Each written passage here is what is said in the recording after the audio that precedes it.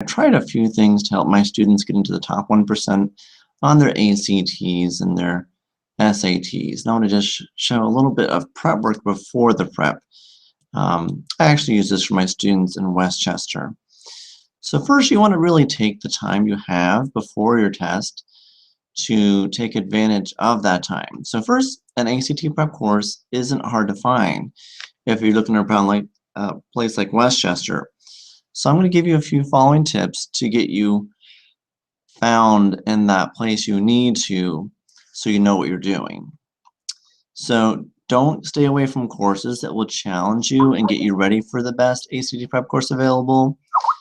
First, you'll find that it's going to be based on high school classes you take in school like English, science, or math. Practically always, this will show that taking simple classes could actually hurt you, given that you will not recognize the terms, formulas, circumstances, and grammar patterns you might ordinarily see. So if you're afraid of physical science, you should recognize that some basic physics equations will be there and that you'll have to deal with that science part of the test. If you don't love grammar, well, you should understand the proper grammar will be a huge asset once you take the ACT and maybe even the essay. So it will also involve critical thinking, so the more difficult the type of classes you take, the more you'll be prepared for the test. So taking harder classes like something you'll really need because they'll get you used to fixing the tough issues. So the more challenging your courses, the more it'll be proper for your job because you'll be emotionally prepared to tease out those ACT issues. So essential reasoning isn't just unique to the SAT. You'll also need it in a stepwise way on the ACT. So those challenging problems are something that need to be discovered and gotten rid of. So taking a classroom style course probably isn't the best because you'll be challenged in ways you wouldn't anticipate. But taking the standard curriculum in school and getting used to doing your homework there can also get you used to doing the problems themselves. So take advantage of that time.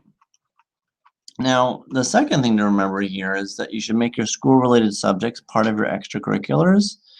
So if you look around today, many students hardly find time to take a breath because they're associated with so many activities outside their school.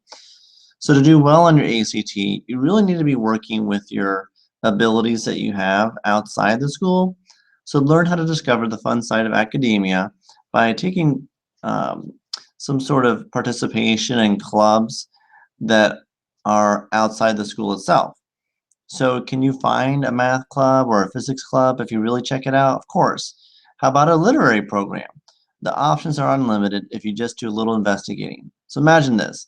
Some students actually will encounter the same exact scenarios they found out in their free time on the test itself. So you'll have a huge advantage over other students.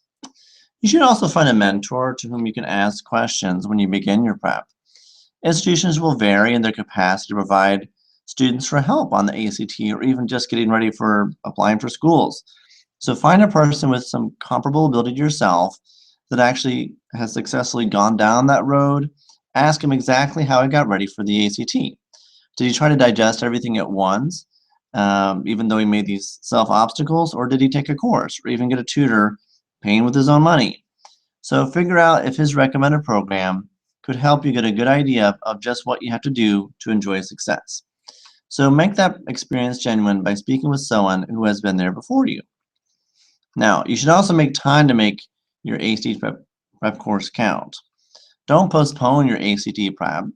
Start freshman or sophomore year, and even though some people think you're crazy, you'll actually make a wise decision. Some parents or even students begin their ACT training in middle school.